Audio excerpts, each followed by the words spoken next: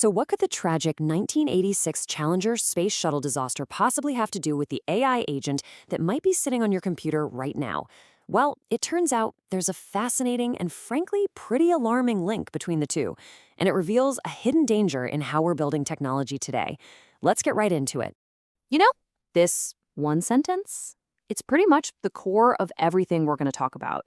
It is such a powerful warning about how easy it is to get comfortable with risk, to see a string of successes and think, hey, we must be doing everything right, instead of thinking, wow, we've been lucky. Keep this idea in your head, because we are about to see it play out in a huge way. And that original warning, it comes from a real tragedy, the Space Shuttle Challenger. When investigators dug into what went wrong, they found something shocking. Engineers had actually seen warning signs, erosion on these critical parts called O-rings, on flights before the disaster. But because those earlier flights all landed safely, the deviation, the problem, was explained away. It became the new, accepted normal, right up until the moment it wasn't. And this whole phenomenon led a sociologist named Diane Vaughan to coin the term you see right here, normalization of deviance. It's the official name for that slow, creeping process where a group, usually under a lot of pressure, just starts accepting a lower and lower standard of safety. Think of it like bending a rule just once. It works out, so you do it again and again, until eventually the bent rule just becomes the new rule. Okay, so space shuttles. AI, what's the connection? Well, it's because the exact same cultural patterns, that same drift into danger, are starting to pop up right now in the world of artificial intelligence. Honestly, history isn't just rhyming here. It feels like it's screaming at us. So, in the world of AI, this idea takes on a new form. It's this gradual, systemic over-reliance on the outputs from large language models, or LLMs. This is a really big deal for what we call agentic systems. AIs that are designed to actually do things on their own without a person needing to click OK for every little step.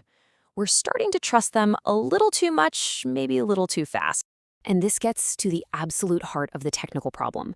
See, LLMs aren't like the software we're used to. They are fundamentally unreliable. They're probabilistic, which is a fancy way of saying they work by guessing the next most likely word.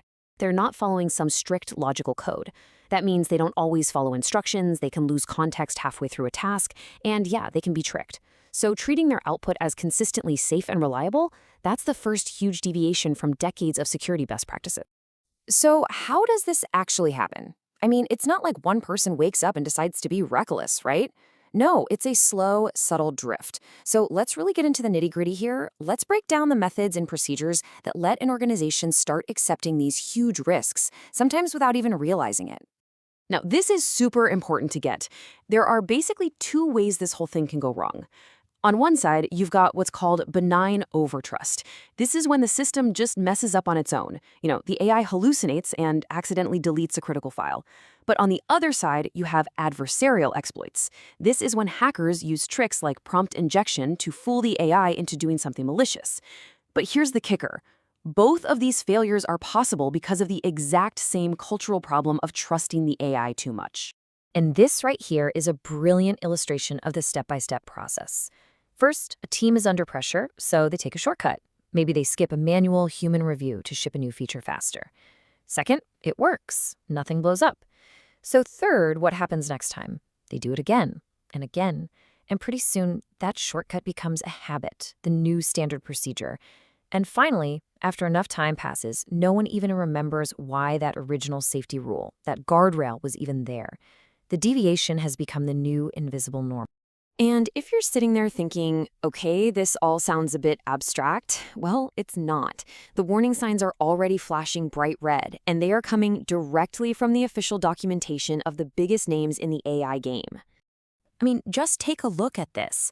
And hey, these aren't my warnings. This is coming straight from the companies themselves.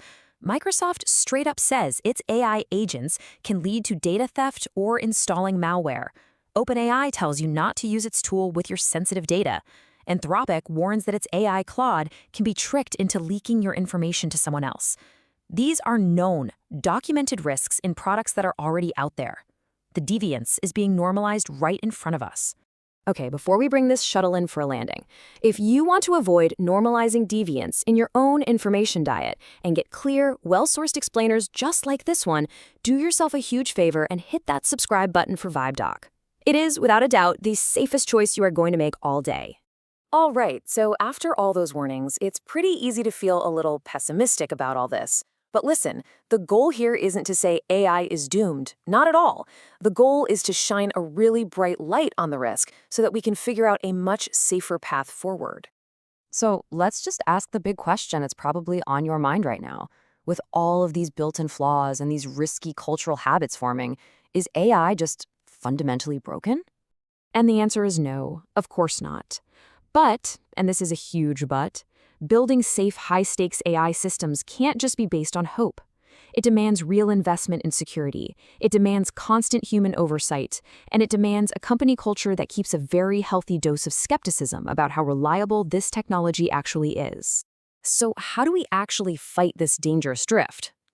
Well, this slide right here, this is the playbook. These are the procedures for building safer AI.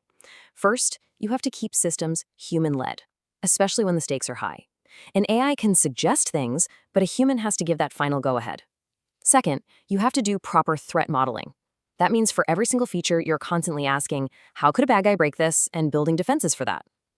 Third, you've got to invest in real security controls like sandboxing, which is basically putting the AI in a digital padded room where it can't do much damage if it goes haywire.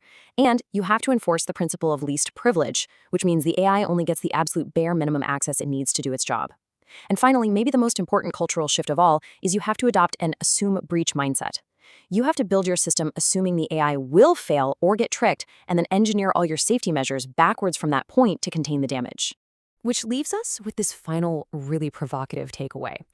In a world that seems to be getting more and more comfortable with risk, a world where the absence of disaster is mistaken for the presence of safety, maybe the most rational security posture we can take is this simple 3-word mantra. Definitely something to think about.